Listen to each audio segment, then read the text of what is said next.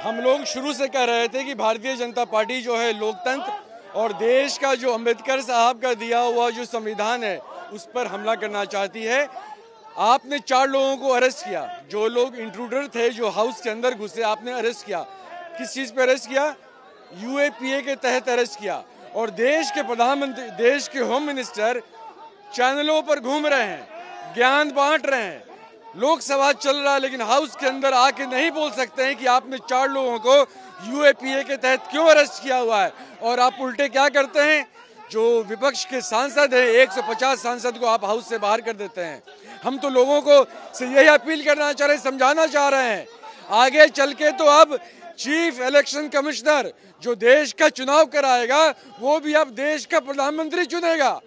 कि देश का चुनाव कौन कराए, अब देश के मोदी जी चुनेंगे कि भाई अगला चुनाव कौन कराएगा। यही हम लोग कहना चाह रहे थे। लोकतंत्र और संविधान पे खतरा है, उसको हम सब मिलकर बचाएं। देखिए, देश की संसद की सुरक्षा में चूक हुई, ये बात सभी लोग जानते हैं।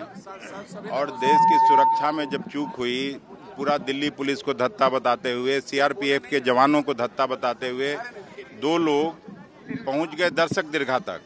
रिकमेंडेशन था बीजेपी के सांसद के द्वारा, मैसूर के सांसद के द्वारा, वो लोग अंदर घुस गए।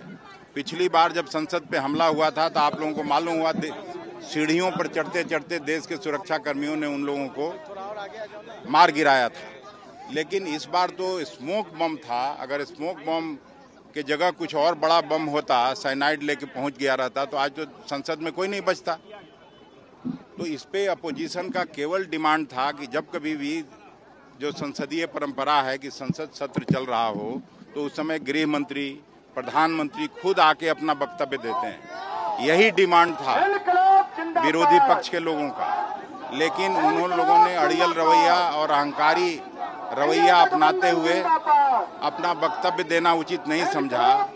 अपने जो बिल उन लोगों का इंटरेस्ट का था उसको पास कराना, इसलिए 143 सांसदों को पहली बार ये किया गया, निलंबन किया।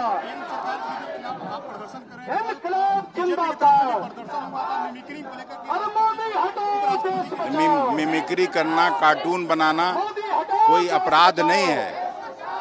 और अगर अपराध है तो सरकार उनकी है, लोगों को जेल भेजें।